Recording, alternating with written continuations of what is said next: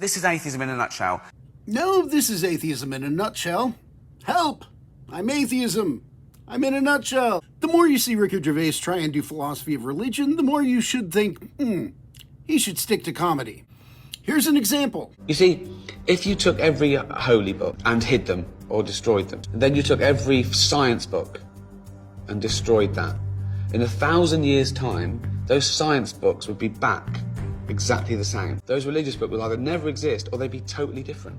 So what's wrong with this argument? Absolutely everything. Let's start off with, why choose to compare holy texts and scientific textbooks? It turns out there are lots of different kinds of texts from different genres that have different things that stand as justification for their truth claims.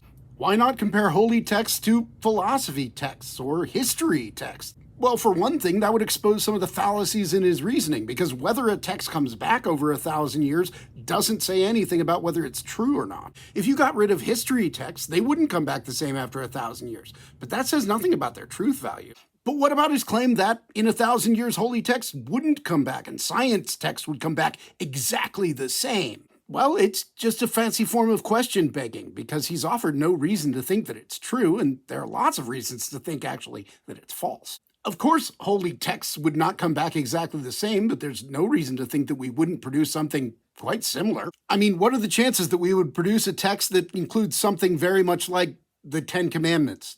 It's pretty good. People have repeatedly come up with standards like the Golden Rule. People have mystical experiences of the transcendental divine in multiple different cultures. And scientific data shows that human beings tend to believe in, understand the world in terms of spirits, deities, gods, etc. As a matter of fact, humanity has a much longer and diverse track record of interpreting the world in those ways than it does of engaging in modern science. What about the other side? Would science textbooks really come back exactly the same in 1,000 years?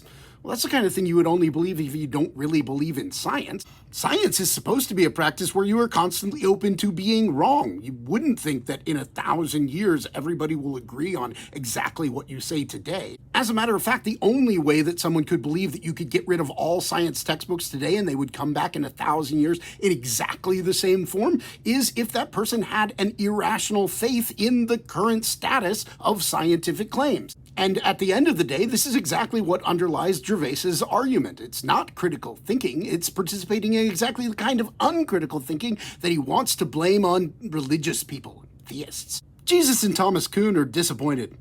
He should stop it.